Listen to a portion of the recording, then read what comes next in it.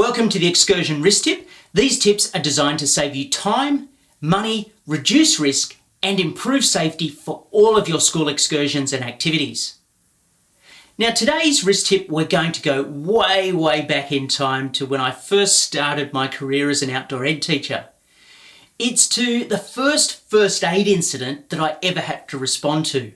Now I had done a training course, and it was a senior first aid training course. So basically I knew how to pick up a phone and dial 000.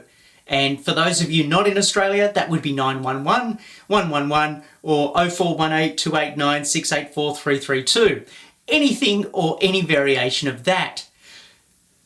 And when I got to this first situation, it was so confronting and I felt absolutely hopeless and powerless in this situation. We'd actually been taking a night navigation exercise. So for those of you who don't know what night navigation is, we're basically doing a bushwalk at night.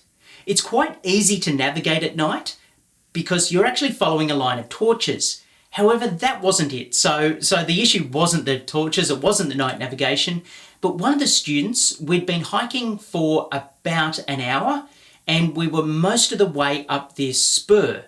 And so we're almost at the top of this hill, and one of the students collapsed, and he collapsed right next to me. I suddenly froze. I didn't know what to do. My training hadn't covered this. We'd only looked at, well, what if someone falls over in the street and I have to declare, I'm a first aider, I can ring 000 or 911, and then I can either do CPR if they allow me to, or whatever. So all I had really learned was consent to provide help and phone a number.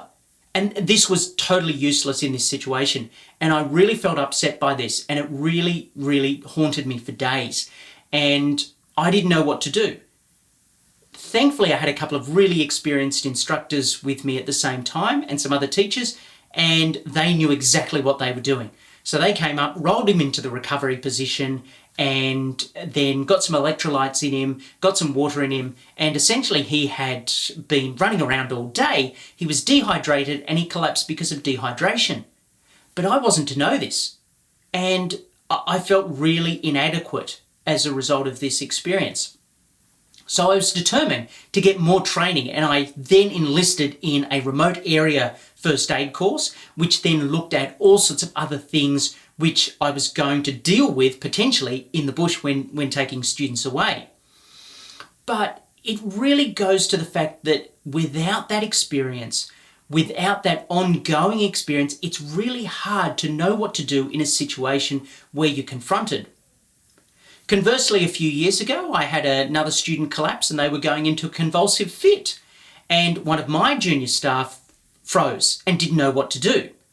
And by this point in time, I was able to walk in, look around, make sure that the student was safe, put some padding around, so pillows and so on around, because it was in a dormitory situation, and then calmly asked one of my staff to call the emergency services, and then just kept the student protected from running into anything.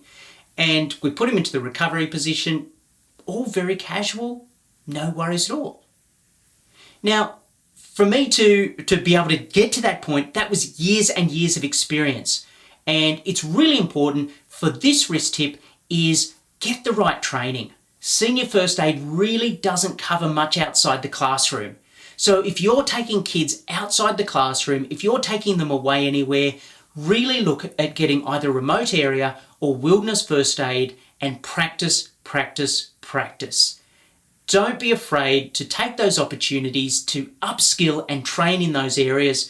They are so vital and they have been such an important part for building confidence and skills in first aid to be able to keep students safe and respond if they become unwell or if they become injured on any of the programs I've worked on. So make sure that you get the right training, and there's some great providers which we'll put in the links to this risk tip, and chat with them and see what you can do to upskill in this area.